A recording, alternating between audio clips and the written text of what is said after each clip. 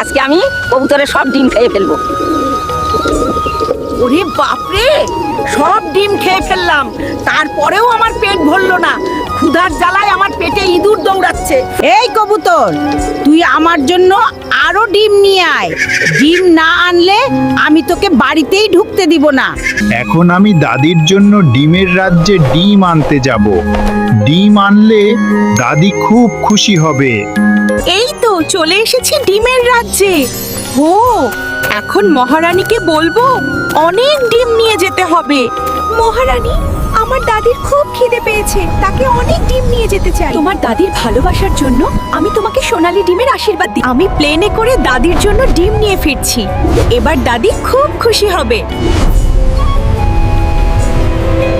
আমার পায়রা খুব ভালো, সে আমাকে অনেক সোনার ডিম এনে দিয়েছে। সবাই সাবস্ক্রাইব করুন।